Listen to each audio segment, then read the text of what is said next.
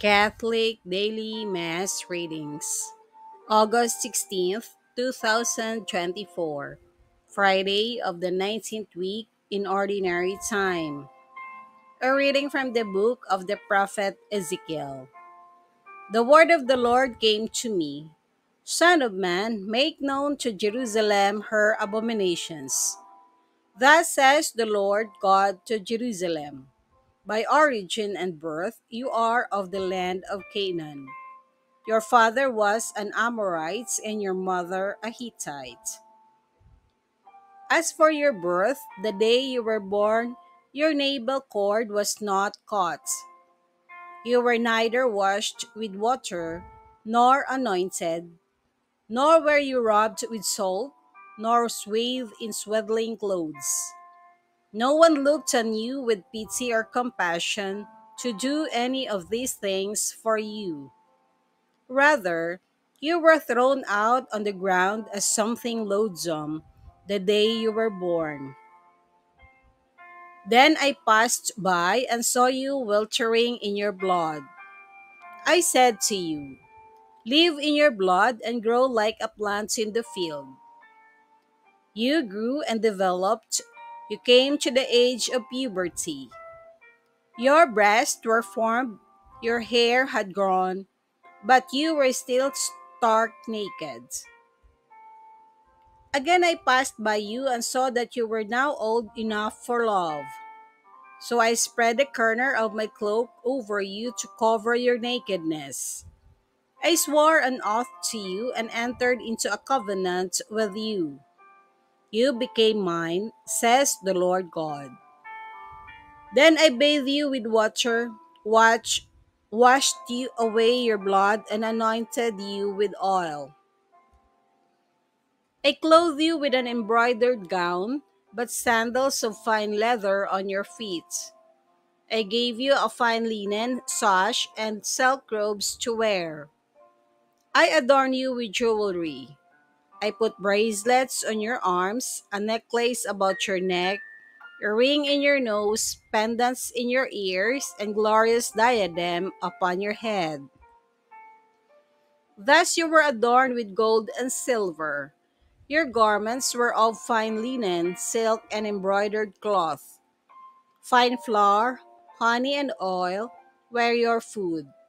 You were exceedingly beautiful with the dignity of a queen. You were renowned among the nations for your beauty, perfect as it was, because of my splendor which I had bestowed on you, says the Lord God. But you were captivated by your own beauty. You used your renown to make yourself a harlot, and you lavished your harlotry on every passerby, whose own you became.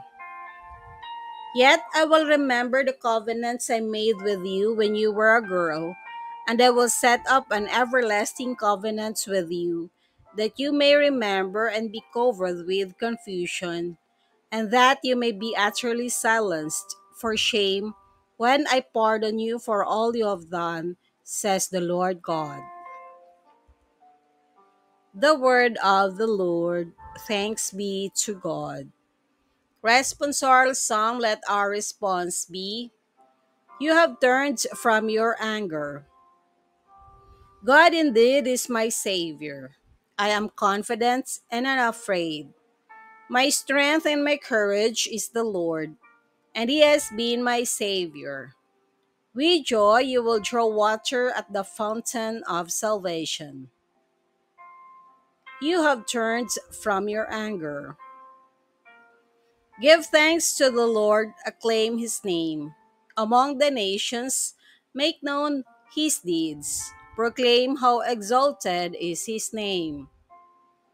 You have turned from your anger. Sing praise to the Lord for His glorious achievements. Let this be known throughout all the earth. Shout with exultation, O city of Zion, for great in your midst is the Holy One of Israel. You have turned from your anger.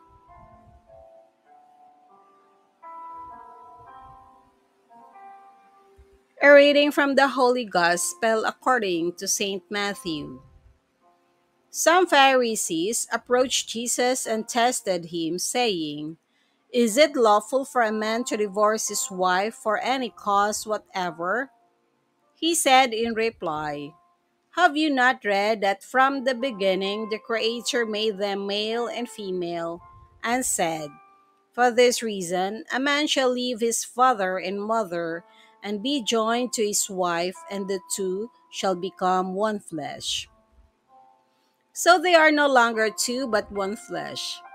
Therefore, what God has joined together, man must not separate." They said to him, "Then why did Moses command that the man give the woman a bill of divorce and dismiss her?" He said to them, "Because of the hardness of your hearts.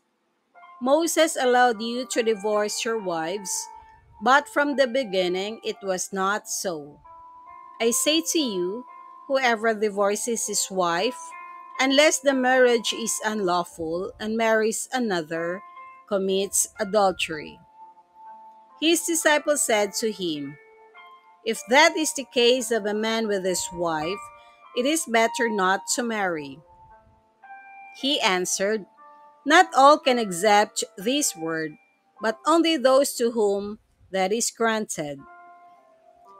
Some are incapable of marriage because they were born so, some because they were made so by others, some because they have renounced marriage for the sake of the kingdom of heaven.